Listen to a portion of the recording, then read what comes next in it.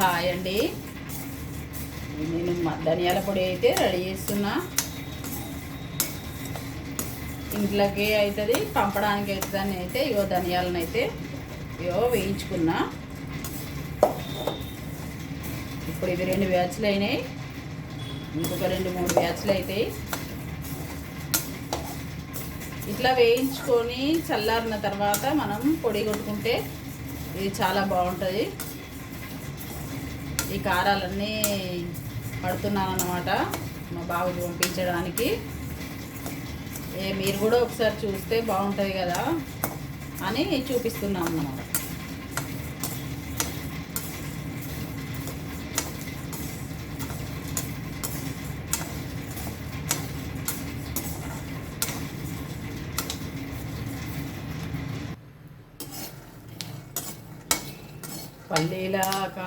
పల్లీలు వెల్లుల్లి కారం చేసుకోవడానికి అయితే ఈ పల్లీలు అయితే వేయించుకుంటున్నా.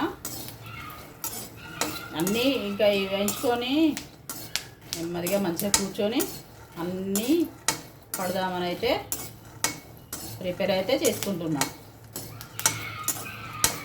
మొన్న చేసిన ఇది పంపడం కోసం మొన్న ఇంట్లోకి చేశాను అన్నమాట.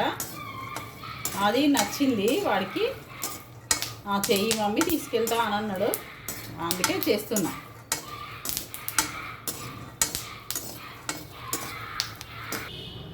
ఇదిగోండి, ఇవైతే నువ్వుల కారానికి ఇది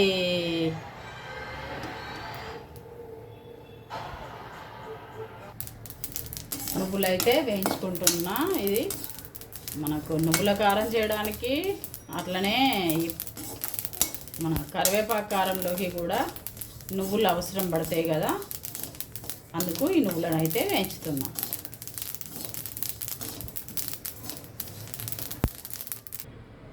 కరివేపాకు కారానికి పప్పులు అయితే తీసుకున్నా. శనగపప్పు, మినపప్పు, పెసరపప్పు, కందిపప్పు, ఇగో ఇంత జీలకర్ర కూడా తీసుకున్నా. ఇవన్నీ కలిపి డ్రై రోస్టే చేసుకోవాలి.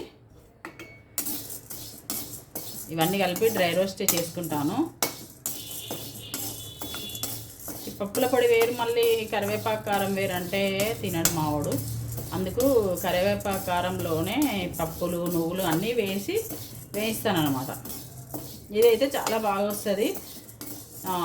ఇట్లా డ్రై రోస్ట్ చేసుకుంటే కొద్ది రోజులు నిలువ ఉంటుంది, మంచిగా ఉంటుంది. డ్రై రోస్ట్ చేసుకొని చల్లార్చుకున్న తర్వాతనే మనం మిక్సీగా పట్టుకోవాలి.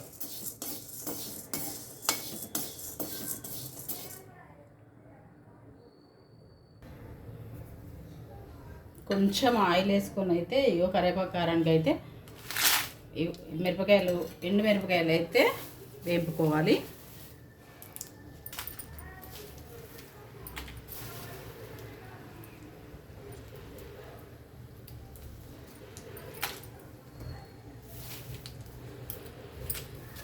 అన్నీ చిన్న మంట పైనే వేయించుకోవాలి. చిన్న మంట వేయించుకుంటేనే మనకు టేస్ట్ అనేది వస్తుంది.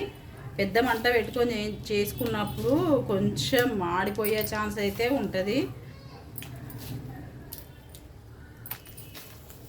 అది వేరే టేస్ట్ వస్తుంది. చిన్న మంట పెట్టుకున్నప్పుడు మనకు టేస్ట్ అయితే చాలా బాగా వస్తుంది.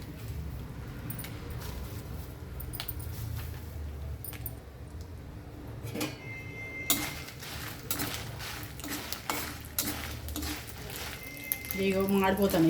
మాడిపోవద్దు, అస్సలు మాడిపోవద్దు. పచ్చి వాసన పోతే సరిపోతుంది. ఇది మాడిగా అయితే పోవద్దు, అస్సలు మాడద్దు.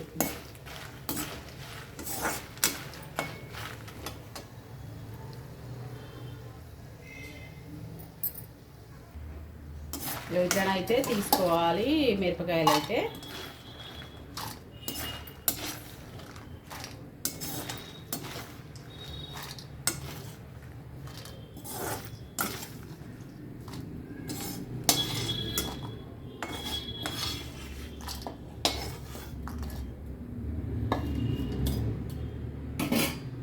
ఇప్పుడు నూనె వేసుకొని కరివేపాకును కూడా వేయించుకోవాలి.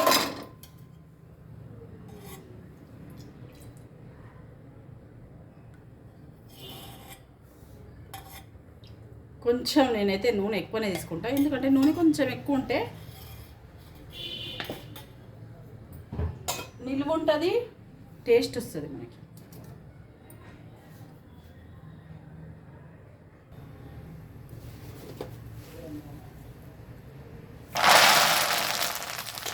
కరివేపాకు అయితే ఇట్లా వేయించుకోవాలి.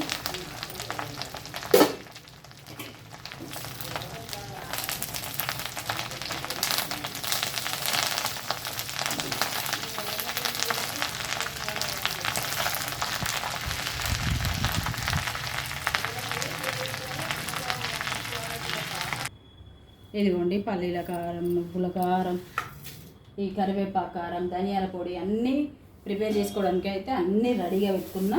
ఇప్పుడు ఏమేమి వేసుకోవాలో దీంట్లో నువ్వుల కారంలో, పల్లీల కారంలో ఏమేమి వేసుకోవాలో చెప్తా. ఇదైతే నువ్వుల కారం కదా. ఇదిగోండి నువ్వులు, వెల్లుల్లి రెబ్బలు,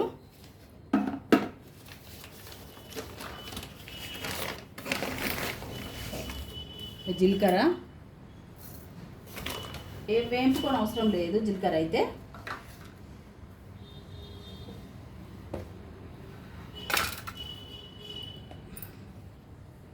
ఉప్పు 1 స్పూనున్నర ఉప్పు అయితే వేసుకోవాలి.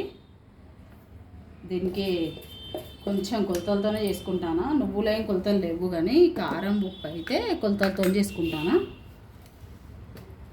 ఇది కొంచెం తిప్పుకున్న తర్వాత ఇదిగోండి 6 చెంచాల కారం అయితే వేసిన, 1.5 స్పూను ఉప్పు వేసిన, 6 చెంచాలు కారం అయితే వేసిన. ఇప్పుడు మళ్ళీ ఒకసారి తిప్పుకున్న తర్వాత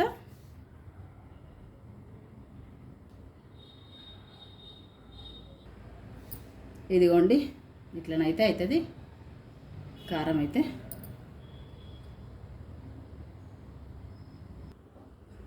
ఇదిగోండి కారాలు చేయడం అయితే అయిపోయింది. ఇదైతే కరివేపాకు కారం. ఇది కూరలలోనైనా వేసుకోవచ్చు, తర్వాత మనకు ఎట్లనైనా వాడుకోవచ్చు. ఇది తినడానికైనా ఒక 2 ముద్దలు తింటారని చెప్పిన కదా పిల్లలైతే. ఇట్లా ఇది కరివేపాకు కారం, ఇగో ఇది నువ్వుల కారం, ఇవన్నీ అయితే రెడీ అయిపోయినాయి. ఇది పల్లీల కారం. ఇవన్నీ చల్లారబెట్టుకొని మంచిగా కవర్లలో వేసుకొని మంచిగా సీల్ చేసుకోవాలి. ఇవైతే పంపడానికి కదా, ఇవైతే మంచిగా సీల్ చేసుకోవాలి. ఇగో ఇదైతే జీలకర్ర మెంతుల పొడి. ఇదిగోండి ఇదైతే ఇంకా ధనియాల పొడి. ఈ పొళ్ళన్నీ అయిపోయినట్టే. ఇంకా గరం మసాలా కూడా పట్టేసిన, అయిపోయింది. అది కూడా పెట్టేసిన, ఆల్మోస్ట్ అది పెట్టేసిన, అయిపోయింది. ఇగో కరివేపాకు అయితే ఇగో ఇట్లా వేపుకొని పంపించుకోవాలి. పిల్లలు అక్కడ వేసుకోవడానికి మంచిగా వీలుగా ఉంటుంది కదా, అక్కడ వేసుకోవడానికి పోపులాల్లో వేసుకోవడానికి ఇట్లా వేసుకుంటారు. ఇట్లనైతే పంపిస్తున్నా. ఈ పుల్లు అయిపోయినాయి. 2 మిక్సీల పని అయితే అయిపోయింది. ఈ 2 మిక్సీలు మళ్ళీ దొడ్డు వేసుకొని మళ్ళీ షార్ప్ చేసుకొని మళ్ళీ పట్టుకున్నాను అనమాట. ఈ పుల్లు అయితే ఇట్లా వస్తాయి. సరేనండి, ఉంటాను. ఇదంతా మొత్తం గందరగోళం అయిపోయింది. ఇల్లంతా మొత్తం పుల్ల వాసనే వస్తుంది. సరేనండి, ఉంటాను. లైక్ చేయండి, షేర్ చేయండి, సబ్స్క్రైబ్ చేసుకోండి. Satyavathi Bandari YouTube channel.